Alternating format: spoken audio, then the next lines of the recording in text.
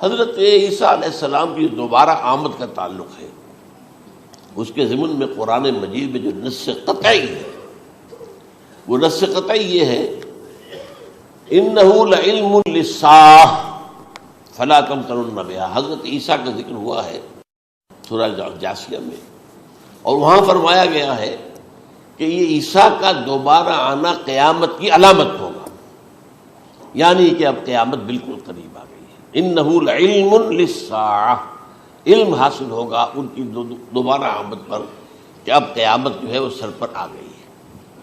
اچھا، اس کے ایک اور جو ہے ذرا بالواسطہ دلائل جو قرآن مجید میں آئے ہیں، ایک ان میں سے یہ ہے کہ سورہ آل عمران میں جہاں حضرت مریم کو بشارت دے رہا تھا فرشتہ کہ آپ کے ہاں ایک بیٹا ہوگا، وہ بڑی حیران تھی کہ میرے ہاں کیسے بیٹا ہو جائے گا، ماں کو تو بغیہ، میں تو کوئی بدکار عورت تو نہیں ہوں، نہ میری کوئی شادی ہوئی ہے ابھی۔ تو اس میں جو باتیں بیان کی تھی فرشتے نے، وہ جو بیٹا ہوگا اس کی کیا شان ہوگی، اس میں یہ الفاظ بھی آتے ہیں وَيُكَلِّمُ النَّاسَ فِي الْمَهْدِ وَكَهْلًا، وہ باتیں کرے گا، لوگوں سے گفتگو کرے گا جبکہ وہ پنگھوڑے میں ہوگا، بچہ ہوگا، گود میں ہوگا، اور کہل کے وقت، کہل کہتے ہیں جب آدمی عمر میں جو ہے 40-45 کا کسی بھی اوپر ہو جائے، آپ پہلے طفل کہتے ہیں، پھر جوان کہتے ہیں، عربی زبان میں شاب کا لفظ آتا ہے، بہت جوان، بڑی اچھی صحت میں ہے، اس کے بعد پھر ظاہر بات ہے ڈھلوان شروع ہوتی ہے، یہ کہل ہے۔ جب بڑھاپے کے آثار شروع ہوتے ہیں، بال سفید ہونے شروع ہوتے ہیں، تو یہ کہل، قبول۔ اب سوال یہ ہے، اس گھوڑے میں بات کر دیں یہ تو معجزہ ہے، لہذا اس کا ذکر یہاں پر مناسب ہے۔ یہ بڑے ہو کر بات کرنے کی کیا ضرورت تھی کہنے کی، وہ تو سبھی کرتے ہیں انسان، یہ اسی لیے کہ معلوم ہو کہ کہولت بھی انہیں آئے گی آپ، حالانکہ آپ کو معلوم ہے سب مانتے ہیں، عیسائی بھی مانتے ہیں، سب مانتے ہیں، 33 برس کی عمر میں انہیں اٹھا لیا گیا، اس دور میں تو کہولت آئی نہیں، اس لیے قرآن ذکر کر رہا ہے۔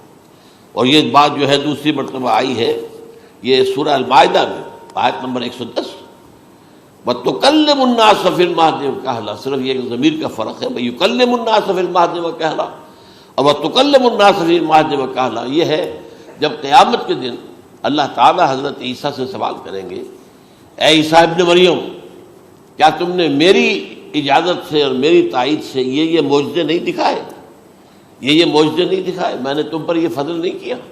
اور یہ گویا کہ بالواسطہ عیسیٰ کے ماننے والوں سے خطاب ہے کہ اللہ تعالیٰ کے کتنے بڑے بڑے احسان ہوئے، اور اسی میں تم بات کرتے تھے لوگوں سے پنگھوڑے کے اندر بھی اور کہولت کی عمر میں بھی، تو یہ کہولت کی عمر کب آئی؟ حضرت عیسیٰ علیہ السلام۔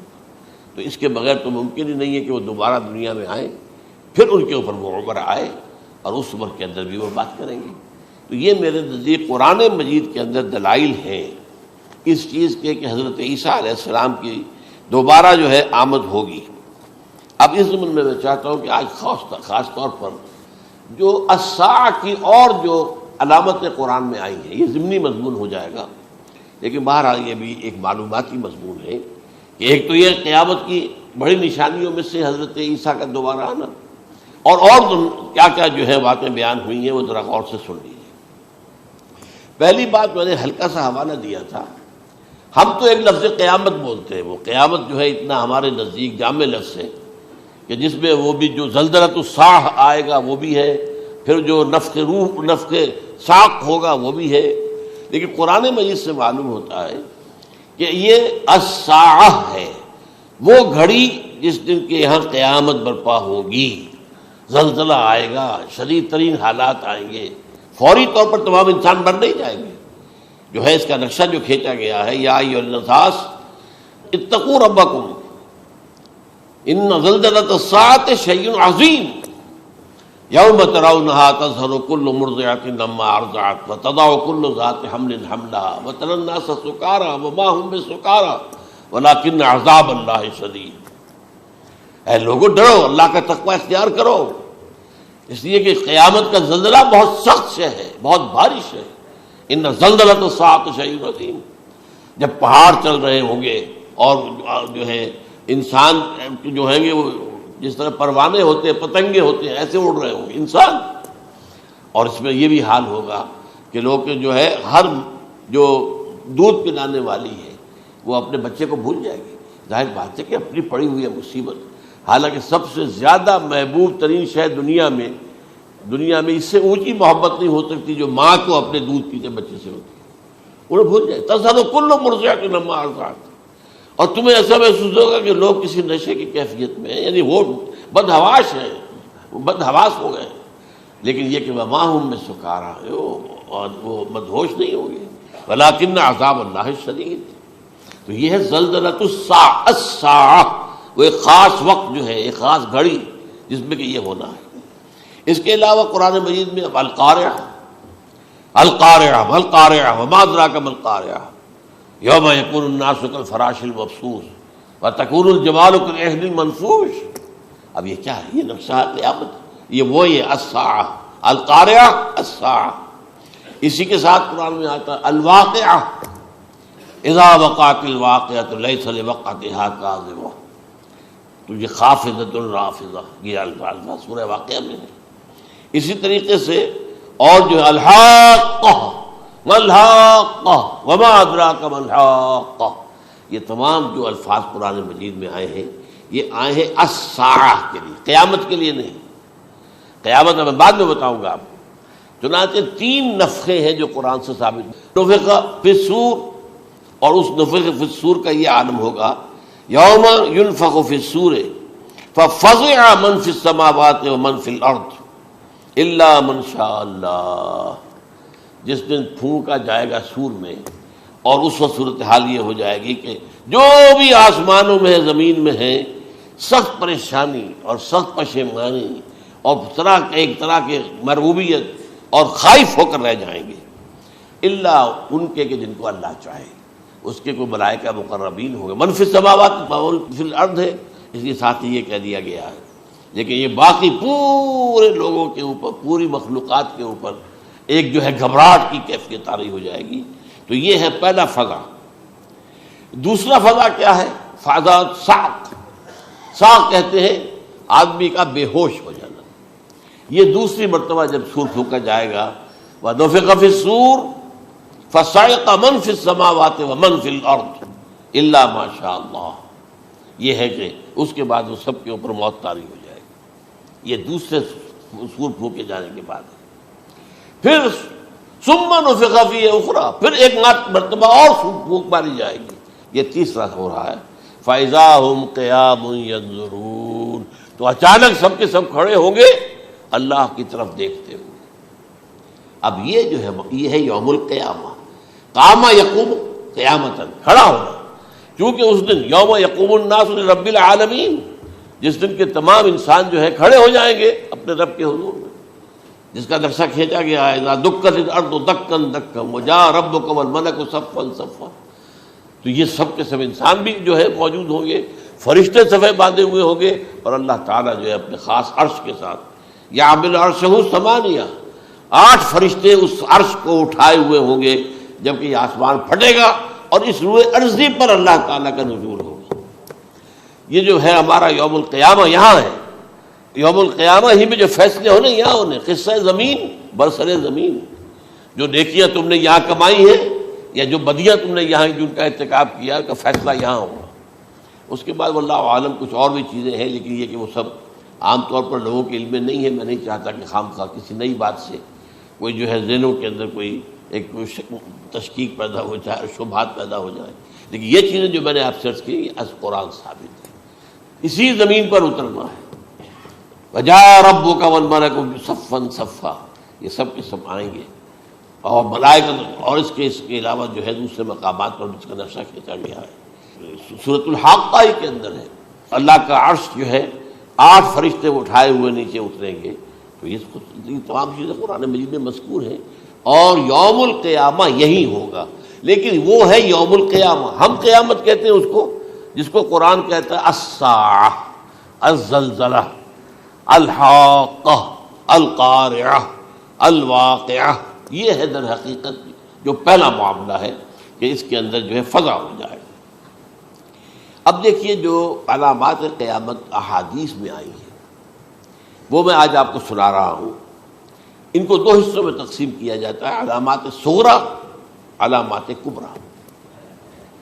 چھوٹی نشانیاں جو درجہ بدرجہ درجہ بدرجہ درجہ بدرجہ حاضر سامنے آئیں گے. ایک ہے بالکل قیامت سے متصل قبل بڑے جو خرق عادت واقعات ہوں گے وہ آئیں گے. اچھا، پہلی چیز کے سلسلے میں حضرت انس رضی اللہ تعالیٰ عنہ سے یہ مروی ہے اور یہ حدیث متفق علیہ ہے. پہلی علامت حضور نے بیان کی قیامت کی علامات میں سے. اب میں لفظ قیامت اسی معنی میں بول رہا ہوں جس میں کہ ہم عام طور پر بولتے ہیں. آپ نے فرمایا علم اٹھا لیا جائے گا، جہالت کا دورہ ہوگا. اب یہ کون سا علم اٹھایا جائے گا؟ سائنس کا علم نہیں، دین کا علم. آج تو ساری قدر و قیمت جو ہے جس کے لیے دوڑتے ہیں لوگ لاکھوں روپے کی فیسیں دے کر، MBA ہو رہے ہیں، یہ جو ہے اکاؤنٹنسی کا پاس کر رہے ہیں، یہ CA کر لیا ہے، یہ کوئی اور جو ہے فزکس میں کہیں کیمسٹری میں ڈاکٹریٹ کر لی ہے، ڈاکٹر بن گیا تو کیا ہی کہہ رہے ہیں. اس لیے کہ بڑی چیز جو پاکستان سے ایکسپورٹ ہوتی ہے وہ ڈاکٹر ہیں. جو اتنے بڑے پیمانے پر جو کالج کھلے ہوئے، 3 لاکھ روپے ایک سال کی فیس، 5 لاکھ روپے ایک سال کی فیس. یہ کیوں لیتے ہیں اور کیوں لوگ دیتے ہیں؟ کہ موقع مل جاتا ہے MBBS کر کے. امریکہ کے اندر بھی ڈیمانڈ ہے، ان کے ہاں ڈاکٹر جو ہیں جتنے ہونے چاہیے نہیں ہے، لہذا اور بھی بہت سی جگہوں پر ڈیمانڈ ہے. تو جس چیز کی مارکیٹ میں ڈیمانڈ ہے وہ علم ہے. آج علم کمپیوٹر کا علم ہے یہ. حالانکہ ان میں سے کسی کے اوپر لفظ علم کا اطلاق میرے نزدیک غلط ہے، جہالت ہے.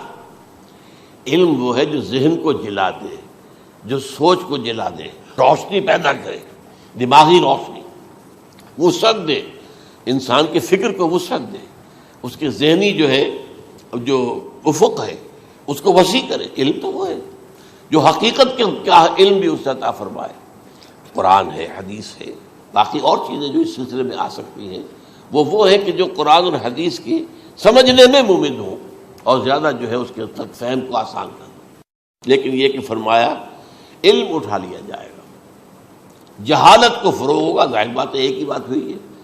دوسرے نمبر پہ یہ کہ جہالت کو فروغ ہوگا. نمبر 3 زنا کثرت سے ہوگا. نمبر 4 شراب نوشی عام ہو جائے گی. نمبر 5 عورتوں کی تعداد بہت زیادہ ہو جائے گی، مردوں کی تعداد کم ہو جائے گی. یہاں تک کہ 50 عورتوں کا خیر خبر کرنے والا، کوئی نگرانی کرنے والا، وہ ایک مرد. اچھا، یہ تو ہے ایک حدیث جو میں نے آپ کو بیان کر دی، متفق علیہ. یہ بخاری اور مسلم دونوں میں ہے. دوسری حدیث بخاری کی ہے، اس کو حضرت ابو ہریرہ رضی اللہ تعالیٰ عنہ نے روایت فرمایا ہے. قیامت آئے گی جب امانت ضائع ہو جائے گی. آج ہمارے ہاں امانت کے ضائع ہونے کا جو نقشہ ہے شاید پوری دنیا میں کہیں اور نہیں. جس طرح کے غبن یہاں ہوتے ہیں، جس طرح کک بیکس جو ہے وہ لیے جاتے ہیں. اس غریب یعنی قوم غریب ہے لیکن یہاں وہ امیر بہت بڑے بڑے لوگ ہیں. وہ تو دنیا بھر کے ٹاپ کے امیروں کے اندر اس کا شمار ہو جائے گا. لیکن یہ کہ یہ سب امیر کیسے بنے؟ غبن بلین $، کا. اب تو اس سے کم کی تو بات ہی نہیں ہوتی. فلاں نے اتنے بلین جو ہے پیسے اپنا جو ہے قرضہ معاف کرا لیا. بھائی کس نے کیا، کون کرتا ہے معاف؟ یہ کسی کے باپ کی جاگیر ہے؟ یہ پیسہ بینک کے اندر حکومت کا ہے کہ حکومت کو اختیار ہو کے وہ رائٹ آف کر دے ان کے جو ہے ان کی جائیدادیں کرو ضبط. لیکن ہوتا کیا ہے، بینک آفیسر بے ایمان ہے. وہ کہتا تھا 1 کروڑ کا قرضہ لے جاؤ، 10 لاکھ مجھے دے جاؤ، چاہے تم میرے پاس کوئی ڈاکومنٹ جو ہے ایسے نہیں دے سکتے. حالانکہ ہونا چاہیے، اتنا بڑا قرضہ لے رہے ہو تو ڈاکومنٹس یہاں پر ہمارے سامنے لاؤ کہ اگر تم نہ دے سکو تو ہم ان ڈاکومنٹس کے ذریعے سے تمہاری جائیداد، تمہاری کوئی جاگیر، تمہاری کوئی اور چیز اس پر قبضہ کریں. جب وہ وقت آتا دیکھتے تو یہ ڈاکومنٹس ہی فیک ہیں. اللہ نہ خرچ کیا کرے گا کوئی؟ بینک کا باپ بھی واپس نہیں لے سکتا. اور یہ سب کس کی بے ایمانی ہے؟ وہ جو بیٹھا ہوا بینک مینیجر، سارا سودا اس کے ماں باپ ہوتا ہے کہ 1 کروڑ ہے نا، 10 لاکھ مجھے تو 90 تم لے جاؤ. باقی یہ کہ ٹھیک ہے میں تمہارے جو ڈاکومنٹس تم پیش کر رہے اس میں کوئی اعتراض نہیں کرتا، بس جاؤ. اور نمبر 2 حکومت نااہلوں کے سپرد ہو جائے گی. یہ ہے امام بخاری کی روایت کردہ روایت جو حضرت ابو ہریرہ سے. مسلم شریف میں ابو ہریرہ رضی اللہ تعالیٰ عنہ سے ایک اور روایت ہے، مال عام ہو جائے گا یہاں تک کہ زکوٰۃ قبول کرنے والا کوئی نہ ہوگا. یہ بات وہ ہے جو آج سعودی عرب اور یو اے ای کے اندر آپ کثرت سے دیکھ سکتے ہیں. دولت جو ہے وہ ریل پیل. ابھی تھوڑا سا آیا ہے معاملہ خاص طور پر دبئی میں، کیونکہ وہاں بہت زیادہ کنسٹرکشن ہو رہی تھی، تو پوری دنیا میں آپ کو معلوم ہے کہ جو ریئل اسٹیٹ کہلاتا ہے اس کا حال بہت پتلا ہے، لیکن وہاں کے دولت ریل پیل ہے ہر جگہ پر. اور سب سے اہم متفق علیہ روایت، متفق علیہ کیا، وہ تو حضرت عمر سے بھی مروی ہے، ابن عمر سے بھی مروی ہے، ابن عباس سے بھی مروی ہے، ابو ہریرہ سے بھی مروی ہے، عبداللہ ابن مسعود سے بھی مروی ہے رضی اللہ تعالیٰ عنہ اجمعین. اور یہ وہ حدیث ہے جسے کہا حدیث جبرائیل، جسے ام السنہ بھی کہا گیا. اس میں جو آخری سوال کیا حضرت جبرائیل نے حضور سے، چوتھا، پہلا یہ تھا کہ اسلام کیا ہے مجھے بتائیے، ایمان کیا ہے، اس کی حقیقت کیا ہے یہ مجھے بتائیے، تیسرا احسان کیا ہے یہ بتائیے، چوتھا یہ کہ قیامت کے بارے میں بتائیے کب ہوگی. حضور نے فرمایا کہ اس کے بارے میں جس سے سوال کیا جا رہا ہے وہ اس سے زیادہ نہیں جانتا جو کہ سوال کر رہا ہے. اب اس کے کئی مفہوم ہو سکتے ہیں کہ بہرحال یا تو حضرت، کیونکہ بعد میں معلوم ہوا کہ حضور نے پہچانا نہیں کہ یہ جبرائیل ہے، بلکہ جب سوال جواب ہو کر وہ چلا گیا شخص تو اچانک حضور کے ساتھ ذرا ردو ہو ہی لیا، ذرا بلانا اس کو دوبارہ لانا. اب جو دیکھا کہ وجود ہی نہیں اس کا، آسمان نے اس کو چکھ لیا، زمین نے نگل لیا، کیا ہوا ہے. پھر آپ نے یہ جبرائیل تھے جو تمہیں تمہارا دین سکھانے آئے تھے جبکہ تم سوال نہیں کر رہے ہو. یہ بڑے بیسک کوسچن تھے، اس لیے کہ دنیا کے ہمارا نظام اسلام پر ہے، ایمان پر نہیں ہے. اس لیے کہ ایمان کو ویریفائی کر ہی نہیں سکتے. کیسے پتا ہوگا اس میں ایمان ہے یا نہیں ہے؟ کوئی آلہ نہیں ہے، کوئی الیکٹروکارڈیوگرام ابھی تک ایسا نہیں ہے، کوئی جو ہے اور جو طریقے چل رہے ہیں وہ تو ان کے ذریعے سے یہ تو نہیں معلوم ہو سکتا ایمان ہے کہ نہیں. لہذا یہاں کا سارا نظام اسلام پر ہے. شہادت اللہ الہ الا اللہ وان محمد رسول اللہ، پھر ایک نظام بنا دیا، وہ اقام الصلاۃ و ایتاء الزکوٰۃ و صوم رمضان و حج البیت. اس میں بھی یہ ہے کہ اگر کوئی نماز کو نہیں مانتا تو کافر ہوگا، لیکن نماز پڑھتا نہیں ہے تو کافر نہیں ہے، فاسق ہے، فاجر ہے، گناہ گار ہے، کمزور مسلمان ہے. اس طرح زکوٰۃ کا منکر ہو جائے گا تو وہ کافر ہوگا، لیکن زکوٰۃ دے نہیں رہا ہے تو یہ گویا کہ گناہ گاری ہے، کمزوری ہے. تو اس حوالے سے نوٹ کر لیجئے کہ یہاں کا دنیا کا سارا اسلامی نظام اور سارا کانسٹیٹیوشنل اور لیگل سسٹم جو ہے اسلام کا وہ اقرار باللسان پر ہے. ایمان ہے وہ کہ جس کی بنیاد پر وہاں فیصلے ہوں گے. یہاں کوئی شخص مسلمانوں کا بڑا لیڈر ہے، بڑا علامہ ہے، بڑی اس کی قدر و منزلت ہے، اس کے ہاتھ چومے جا رہے ہیں، پاؤں چومے جا رہے ہیں، ہو سکتا ہے وہاں کہا جائے دفع ہو جاؤ، تمہارے دل میں ایمان نہیں تھا، تم نے یہ سب کچھ کیا تھا اس لیے کہ کہا جائے کہ بڑے عالم ہو، اور یہ کہا جا چکا فقط قیلا. اب یہاں کچھ نہیں ہے تمہارے پاس. پھر فرشتوں کو حکم ہوگا کہ اس کو گھسیٹتے ہوئے جہنم میں ڈال دیں. 3 باتیں بیان کیا آپ نے. یہی حشر اس کا ہوگا مالدار کا. اللہ پوچھے گا میں نے تمہیں بہت مال دیا، تم نے کیا کیا؟ وہ کچھ گنوانا شروع کرے گا، اللہ فرمائے گا جھوٹ بول رہا، قذبت، تم نے یہ خیرات و صدقات اس لیے کیے تھے کہ تمہاری سخاوت کے ڈنکے بج جائے، تعریفیں کی جائے. وہ کی جا چکی ہے، دنیا میں ڈنکا بج گیا. یہاں کچھ نہیں، وہ نیت دل میں کچھ اور تھی تمہارے. میں لیس البر ان تولوا وجوہکم والا قرآن مجید کا سبق ہمارا منتخب نصاب کا نمبر 2 بڑی تفصیل سے بیان کیا. یہی معاملہ ہوگا اس عالم کا. اللہ فرمائے گا میں نے تمہیں علم دیا، تم نہیں. وہ کہے گا میں نے علم پھیلایا لوگوں میں ہدایت کی. کوئی جھوٹ بول رہے ہیں، تم نے تو صرف اس لیے کیا تھا، تمہاری نیت یہ تھی کہ بڑا عالم شخص ہے، بڑا فاضل شخص ہے. تو یہ سب کہا جا چکا. تو وہاں کا معاملہ جو ہے وہ اسلام پر نہیں ہے. یا آپ دکھائیں گے دیکھیے یہ میرا آئیڈینٹی کارڈ، اس پہ اسلام میرا مذہب لکھا ہوا ہے، یا یہ میرا پاسپورٹ ہے. آئیڈینٹیفیکیشن کے لیے دنیا میں عام طور پر یہ چیزیں ہوتی ہیں. کوئی تعلق نہیں. آخرت کا معاملہ کسی اور شے پر ہے. وہ تو ایمان دل میں ہے، اور تمہارے تمام جو حرکات ہیں، اعمال ہیں، ان سب کے اندر جب تک کہ اصل جو قوت متحرکہ ہے وہ اللہ کی محبت نہ بن جائے، اخلاص للہ، بحب اللہ للہ، اور یہ کہ یہ تمام چیزیں جیسا کہ فرمایا، ایک حدیث بڑی پیاری ہے، ایمان کی تکمیل کی علامت کیا ہے؟ فرمایا من احب للہ وابغض للہ ومنع للہ واعطى للہ فقد استکمل الایمان.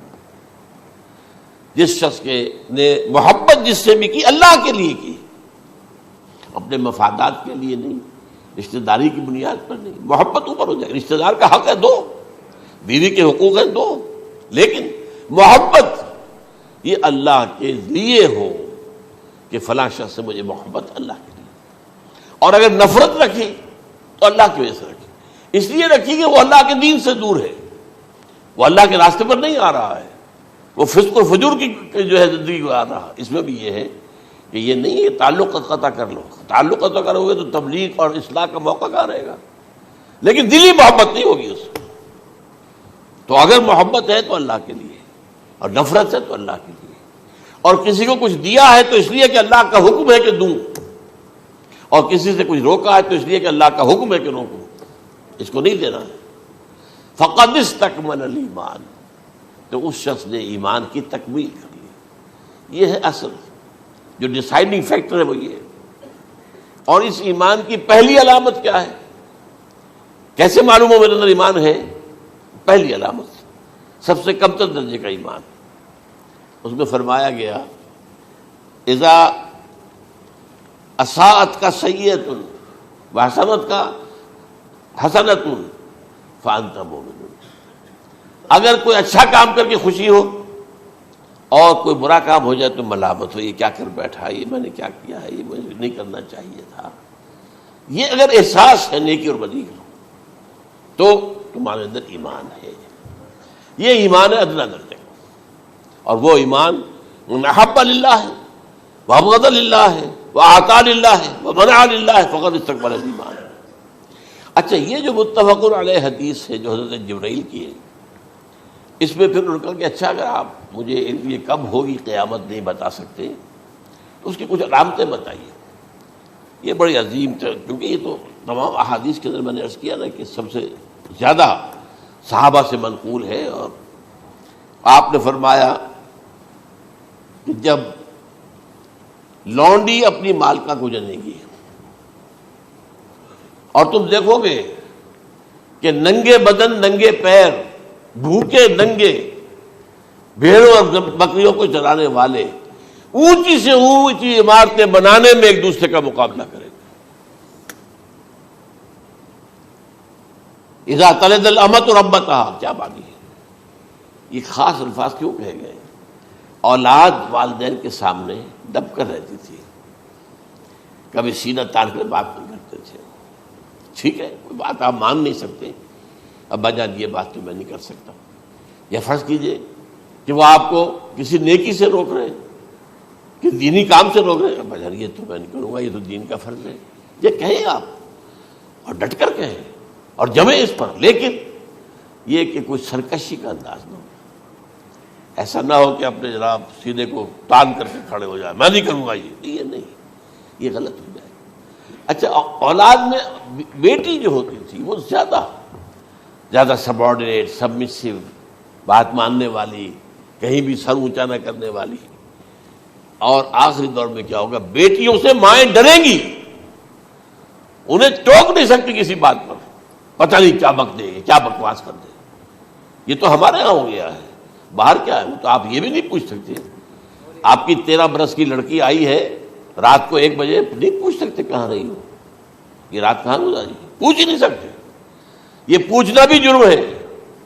اپنے چھوٹے بچے کو آپ نے تھپڑ مار دیا، تہذیب ہے، سکھانا ہے، غلط کام کیا ہے، اس کی سرزنش ہو رہی ہے، فوراً وہ اگر ایک فون کر دے گا پولیس آئے گی، بچے کو لے جائے گی، اسے لا کر کہیں اور جو ہے ڈپازٹ کرے گی اور آپ پر مقدمہ چلے گا، آپ کو اس کی سزا بھگتنی ہوگی.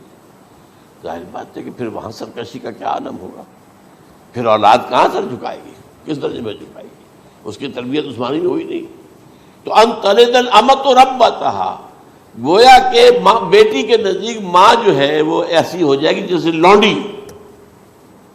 گویا کہ لونڈی نے ایک اپنی مالکہ کو جنم دیا ہے، بیٹی مالکہ بن جائے گی اور ماں جو ہے لونڈی بن جائے گی. اور دولت کی ریل پیل کا ابھرتا دکان، یہ جو بھوکے ننگے اور مفلس، کیا حال تھا. 100 برس پہلے انہیں کھانے کو کچھ نہیں ملتا تھا. یہ مشرقی ساحل پر تھے، یہ سوائے یہ کہ مچھلیاں پکڑ لی، اللہ خیر اللہ وہ کھا لی، یا کہیں ان کو بیچ دیا، کوئی بنڈی لگ گئی، بنڈی لگ جاتی تھی وہاں، اور کیا تھا. اور مغربی ساحل پہ کیا ہوتا تھا؟ ساری ان کی معیشت حج کے گرد گھومتی تھی. حاجی آئے ہیں، خریداریاں کر رہے ہیں، اور آپ کو معلوم ہے پوری دنیا سے مال پہلے بھی پہنچتا تھا وہاں. آپ کو جو ہے ہر ملک کے ہر کونے کا پھل وہاں مل جائے گا آج بھی. اور وہاں پر یہ ہے کہ سب سے بڑی بدوؤں کے لیے سب سے بڑی بات کیا تھی؟ قربانی کا گوشت. اسے وہ سکھاتے تھے، سخت چمڑے کر کے کھاتے تھے. یہ ان کا حل تھا. آج جا کر دیکھیے نئے شہر بن رہے ہیں، امریکنز کو کانٹریکٹ دیے جا رہے ہیں، بالکل ماڈرن شہر بنا دو. ایک ایبسولوٹلی ماڈرن شہر جو ہے وہ جو مشرقی ساحل کے اوپر جو پہلے سے آرام کو سٹی ہے، امریکن سٹی ہو، اس کے اندر کوئی سعودی بھی داخل نہیں ہو سکتا سوائے جس کے پاس اس سٹی کی طرف سے لائسنس نہ ہو. اور اس کی چار دیواری کے اندر، چار دیواری کیا فصیل کے اندر کہی ہے، جو چاہو کرو، کوئی تم پر پابندی نہیں. ننگے نہاؤ، تالاب ہے نہا رہے، ننگی عورتیں ننگی مردیں نہا رہے، کوئی پوچھنے والا نہیں. اب اسی قسم کا ایک سٹی آباد ہونا جا رہا ہے مغربی ساحل پر، جدہ اور یمبو کے درمیان. اور اس میں اصل میں جتنی بھی دولت ہے جو پیٹرول کی ہے وہ وہیں پر رکھ لی جاتی ہے امریکہ کے اندر، تاکہ امریکہ جو ہے ایسے ایسے پروجیکٹ بنا کر جب تمہیں دے گا تو اس میں سے پیسے لے گا، وہ نہیں ملتی ان کو واپس. بہرحال یہ تو ایک میں نے ایک جگہ آپ سے ذکر بھی کیا تھا، دی کنفیشنز آف این اکنامک ہٹ مین. وہ کنفیشنز کی بات جو ہے اگر آپ میں سے کسی کو دلچسپی ہو تو اسے پڑھیں کہ کس طریقے سے 1973 کے آئل امبارگو کے بعد جو شاہ فیصل شہید کے زمانے میں ہوا تھا، پھر جس طریقے سے امریکہ نے ان تمام ممالک کو جکڑ لیا ہے، اس کا پورا جو پروسیس کیا تھا وہ سامنے آتا ہے. پر اس کے بعد آتا ہے علامات کبریٰ کا ذکر، بڑی علامتیں جو کہ بالکل خرق عادت کے انداز میں ہوگی، جن کا معاملہ جو ہے وہ آپ کے ناپ تول میں نہیں آ سکتا، آپ کی کیمسٹری فزکس اس کا جو ہے وہ نہیں کر سکتی، ادراک ہوگا یہ قیامت کی. ان میں نمبر 1 کیا ہے؟ ایک بہت بڑا دھواں آئے گا، پوری دنیا کو لپیٹے گا. نمبر 2 دجال کا ظہور ہوگا، جو اپنی خدائی کا دعویٰ لے کر آئے گا اور بنوائے گا. اس کے ہاتھ میں ہو جائیں گے، قبضے میں ہو جائیں گے سارے ذرائع پیداوار کے. اس کی طرف بھی پہلا قدم اٹھ چکا ہو، ٹرپس کے نام سے معاہدہ ہو چکا ہے. کوئی ملک اپنا بیج پیدا نہیں کر سکتا. یہ بیج ہم نے ڈیولپ کیے ہیں. ان کے ڈیولپمنٹ سے پہلے تم ایک ایکڑ سے کتنی گندم لیتے تھے، آج کتنی لے رہے ہو؟ کس بنا پر؟ جینیٹکس کا جو کام ہم نے کیا ہے اس کی بنا پر ہو رہا. ہاں تو ہمارا حق ہے، اس کی رائلٹی ہمارے پاس آنی چاہیے. لہذا صرف ان اداروں سے، ملٹی نیشنل سے خریدا جائے گا بیج، اور بیج بھی وہ دیں گے وہ کہ جس سے جو فصل اگے گی وہ بیج نہیں لا سکتی، وہ بیج کا کام نہیں کر سکتی. جیسے آپ کو معلوم ہے کہ آپ کے ہاں جو گوشت کھایا جاتا ہے مرغے کا، تو مرغا وہ جو ہے اس میں مرغا ہو یا مرغی ہو، اس کے اندر کوئی وہ کیفیت ہی نہیں ہے. ان کے انڈے جو ہے ان سے آپ بچے حاصل نہیں کر سکتے. ہے تو انڈا، دیکھنے کو تو انڈا ہے، لیکن وہ بنڈا جو ہے اس سے بچہ تو نہیں حاصل کر سکتے. ایسے ہی وہ گندم کا بیج دیں گے، نظر آئے گی گندم، لیکن اس کے اندر وہ صلاحیت نہیں ہے کہ اس سے جو فصل ہوئے گی اس کا نتیجہ جو ہے وہ بھی آپ لے سکیں. یہ ہونا ہے، اللہ جانے. قدم اٹھ رہے ہیں ادھر. پھر یہ ہے کہ دابۃ الارض، زمین سے ایک حیوان نمودار ہوگا، زمین شق ہوگی. ابھی میں کہہ رہا ہوں خرق عادت ہے، یہ چیزیں وہ نہیں ہیں جو ہماری کسی حساب کتاب میں جو باتیں پہلے آئی ہیں وہ تو حساب کتاب میں آ رہی ہیں، ساری سمجھ میں آ رہی ہیں، ساری چیزیں مشاہدہ ان کا ہو رہا ہے. لیکن یہ ہے کہ دابۃ الارض، یہ کہتے ہیں کہ کوہ صفا، اس میں تو نہیں ہے حدیث میں، کوہ صفا پھٹے گا اور اس میں سے ایک حیوان دابہ وہ ظاہر ہوگا. تو اسی لیے فرمایا ہے وَإِذَا وَقَعَ الْقَوْلُ عَلَيْهِمْ أَخْرَجْنَا لَهُمْ دَابَّةً مِّنَ الْأَرْضِ تُكَلِّمُهُمْ. تو ہم اندر سے پیٹ کے چیر کر زمین کے پیٹ کو ایک حیوان کو برآمد کریں گے جو انسانوں سے بات کرے گا، گفتگو کرے گا. نمبر 4 طلوع الشمس من المغرب، یہ بھی خرق عادت. سورج تو طلوع ہوتا ہے مشرق سے، غروب ہوتا ہے مغرب میں، لیکن اس وقت معاملہ الٹا ہو جائے. یعنی جو کائنات کے اندر جو گڑبڑ ہوگی کچھ سمجھ میں بات آتی ہے کہ یہ معاملہ جو ہے یہ تو اس پورے سولر سسٹم کو اگر بدل دیتے ہیں تو مشرق مغرب ہو جانا، مغرب مشرق ہو جانا، یہ سمجھ میں آنے والی بات ہے۔ اس کے بعد ہے عیسیٰ ابن مریم کا نزول، جس کے بارے میں آج میں نے گفتگو کی ہے تفصیل سے۔ یہ نزول ہونا ہے، یہ علامات قیامت میں سے حضور نے بیان فرمایا ہے، اور قرآن مجید کی جو اصطلاحات ہیں اس کے حوالے سے میں نص قطعی جو ہے وہ میں آپ کے سامنے رکھ چکا ہوں۔ پھر یاجوج ماجوج کا ایک معاملہ ہے، یہ میں ابھی اس وقت زیادہ اس پر بات نہیں کر سکتا۔ حضرت عیسیٰ علیہ السلام کے نزول کے بعد دو کام ہوں گے، یہودیوں کا قلع قمع ختم، تمام یہود، ایک کام تو یہ ہونا ہے، اور نمبر دو عیسائیت کا ختم ہو جانا۔ عیسائیت کی نفی کر دیں گے، بھائی تم مجھے خدا کا بیٹا بنائے بیٹھے ہو، میں تم خدا کا بیٹا نہیں ہوں، میں تو اس کا بندہ ہوں، رسول ہوں، میں نے تم سے کب کہا تھا کہ مجھے خدا کا بیٹا بناؤ۔ نمبر دو یہ کہ وہ خنزیر کو قتل کر دیں گے، یعنی یہ تم نے خنزیر کب سے کھانا شروع کر دیا؟ میں تو تم کو نکاح اجازت دے کر گیا تھا، یہ تو شریعت موسوی میں حرام تھا، اور میں کہہ کر گیا تھا کہ یہی شریعت تم پر لاگو رہے گی، ہاؤ کم؟ تم نے کیسے یہ؟ آج بھی بہت سے رومن کیتھولکس جو ہے وہ سور نہیں کھاتے، وہ اس میں ہے ان کے اندر کچھ نہ کچھ بات جو ہے جو حضرت عیسیٰ کی تعلیمات کا کچھ اثر ان کے ہاں ہے۔ میں تو ایک مرتبہ، یہ 1971 کی بات ہے، 4-5 دن کے لیے برسلز میں رکا تھا، اس لیے کہ وہاں مجھے ایک صاحب نے خط لکھا تھا کہ وہاں ایک نوجوان ہے، ابھی اس ایمان لایا ہے، اور اس کے کچھ مسائل ہیں، ہم کوشش کر رہے ہیں ان کے مسائل حل کریں، آپ بھی جا رہے ہیں۔ میں انگلینڈ جا رہا تھا تو واپسی پر آپ ان کے یہاں چند دن ٹھہرے، میں حیران ہوا۔ ویسے اس نے مجھے اپنے گھر ٹھہرایا نہیں، اس لیے کہ ماں باپ تو اس کے کرسچن تھے، اور پولیس کا چیف آفیسر اس کا باپ تھا، چیف آف پولیس فورس۔ اس نے مجھ سے ایک دن کھانے پہ بلایا، میں ہوٹل میں ٹھہرایا مجھے، اس نے کہا آپ اطمینان سے یہاں کھانا کھائیں، اس گھر میں نہ آج تک کوئی شراب کی بوند آئی ہے اور نہ ہی کوئی بوٹی آئی ہے سور کی۔ Roman Catholics. اب اکلوتا بیٹا تھا یہ، عبدالعزیز اس نے بعد میں نام رکھا، وان کینٹر اس کا نام تھا جو کہ اوریجنل تھا، پھر اس نے نام رکھا عبدالعزیز وان کینٹر، پرانا نام بھی بحال رکھا۔ نہایت خوبصورت، 28 سال کی عمر تھی، اور اس وقت میں نے دیکھا تھا کہ اس کی فقہی معلومات جو ہے میری معلومات سے 10 گنا زیادہ۔ اس کی وجہ کیا ہے؟ وہ گیا تھا موراکو میں ایز اے ٹیچر ملازمت کرنے، پیسہ کمانے، وہاں وہ مسلمانوں سے اس کا ہوا رفع ضبط ہوا، اسلام کی تعلیمات سامنے آئی، اسلام لے آیا۔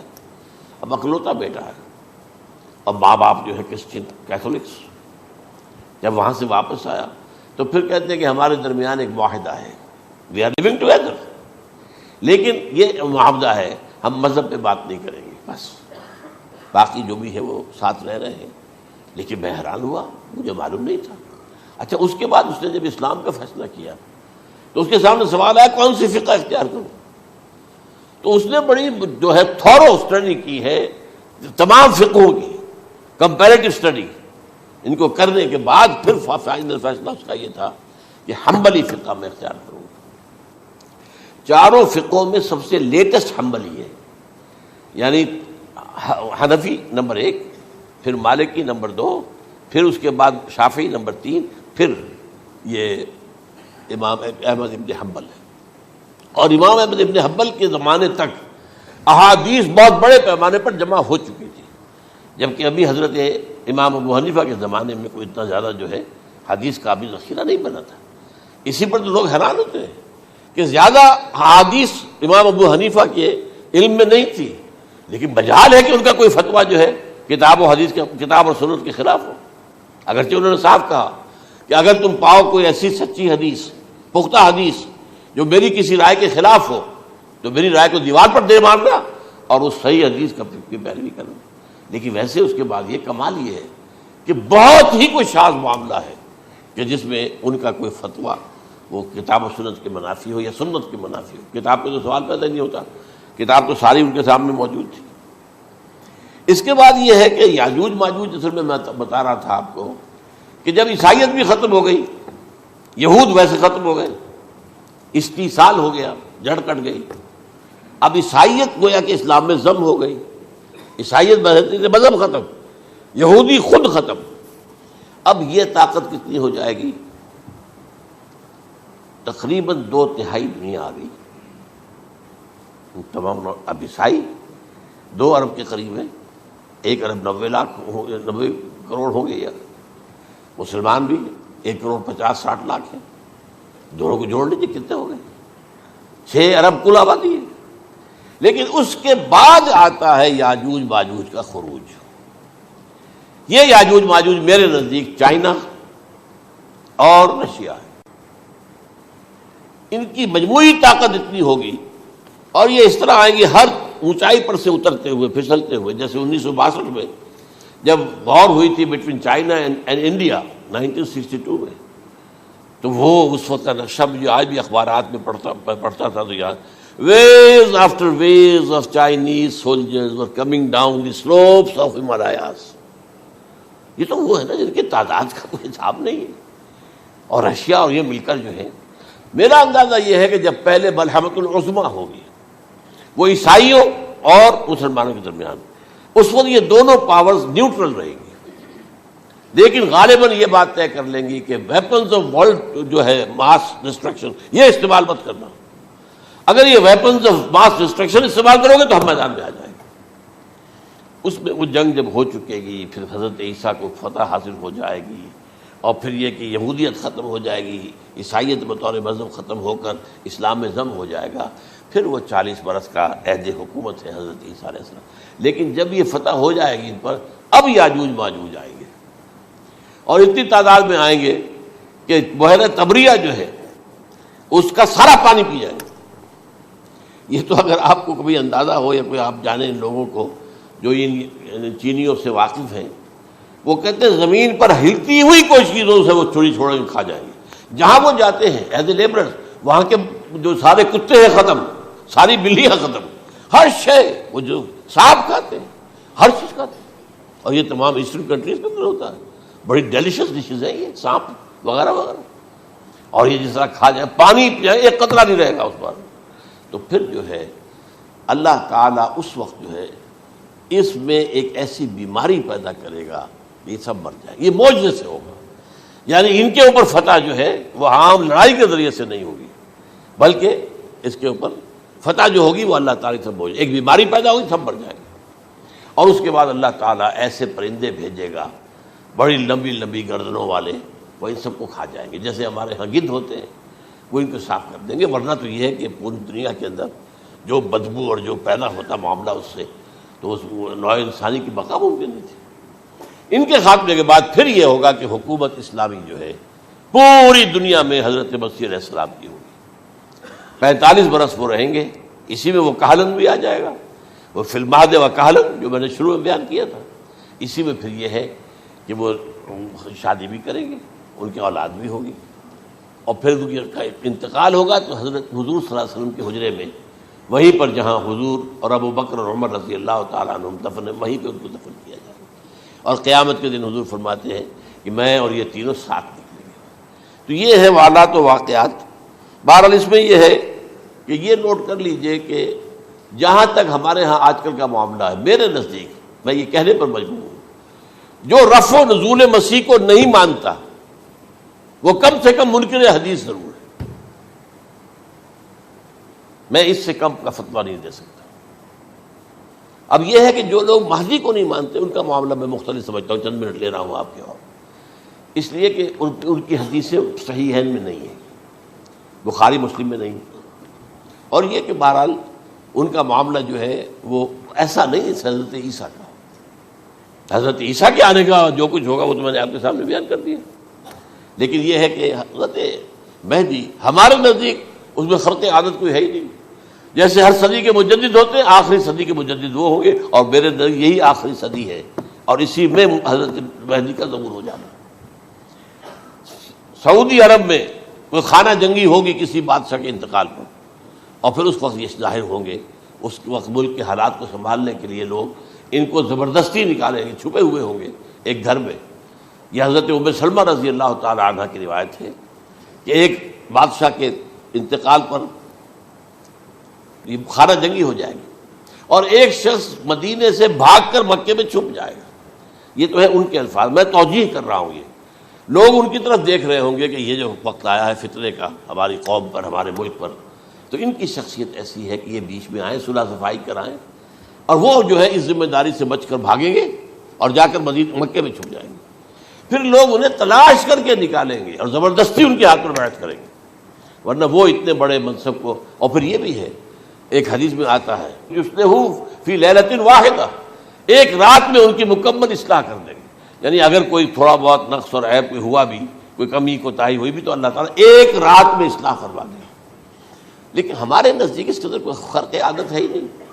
البتہ جو کہتے ہیں اہل تشیع، وہ خرق عادت ہے کہ ان کے 12ویں امام جو ہے وہ بچپن ہی کے اندر اس خوف سے کہ جو بنو عباس بادشاہ ہیں وہ ان کو قتل کر دیں گے، تو وہ ایک غار میں چھپا دیے گئے۔ اب وہ 1200 برس سے اس غار کے اندر چھپے ہوئے، اور اس کے بعد وہ ظاہر ہوگی، وہ امام مہدی ہوں گے۔ اس میں خرق عادت ہے، لیکن میں یہ کہتا ہوں کہ محض خرق عادت کی بنیاد پر ہم اس کی نفی نہیں کریں گے۔ کیوں؟ کیا ہم یہ نہیں مانتے کہ اصحاب کہف 300 برس تک سوئے رہے؟ یہ کیا عام بات ہے؟ حضرت عزیر علیہ السلام، اللہ نے انہیں موت دی، موت، اور 100 برس کے بعد زندہ کر کے اٹھا لیا۔ تو خرق عادت حضرت عیسیٰ کو ہم اتنا بڑا خرق عادت مانتے ہیں کہ اٹھا کر آسمان پر، تیسرے آسمان کے اوپر ہیں، موجود ہیں، اب بھی ہیں۔ شب معراج میں تیسرے آسمان پر حضور کی ملاقات ان سے ہوئی۔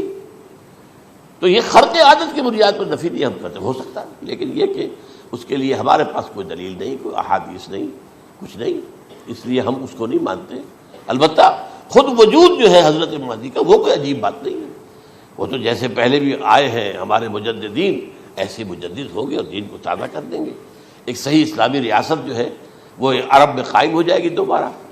حضور نے فرمایا وہ عدل اور انصاف سے عرب کو اسی طرح بھر دے گا جیسے کہ وہ اس سے پہلے ظلم اور جور اور زیادتیوں کے اس سے بھری ہوئی ہوگی۔ تو یہ کام ہوگا، یہ تو مجدد کا کام ہوتا ہی ہے اس حوالے سے۔ لیکن بہرحال میں نے پھر بھی کہا کہ اگر احادیث کی کمزوری کی وجہ سے کہ صحیح عین میں نہیں ہے، اگر کوئی شخص انکار کرے تو مجھے کوئی اعتراض نہیں ہے، ٹھیک ہے۔ لیکن جو حضرت عیسیٰ کے نفع سماوی اور حضرت عیسیٰ کے نزول کا انکار کرتا ہے، وہ کم سے کم، میں انہیں اور آگے کوئی فتویٰ نہیں دیتا کہ وہ کافر ہو گئے یا یہ ہو گئے یا وہ ہو گئے، لیکن منکر حدیث کے لائن میں تو وہ لازماً کھڑے ہو گئے، کیونکہ اتنی واضح اور پکی حدیثیں ہیں حضرت مسیح کے نزول کی، اور علامات قیامت میں جس طرح ان کا ذکر آتا ہے کہ اس سے انکار جو ہے وہ جب تک آپ پوری حدیث کے ذخیرے کا انکار نہ کریں اس وقت تک ممکن نہیں ہے۔ اقول قولی ھذا واستغفر اللہ لی ولکم ولسائر المسلمین والمسلمات۔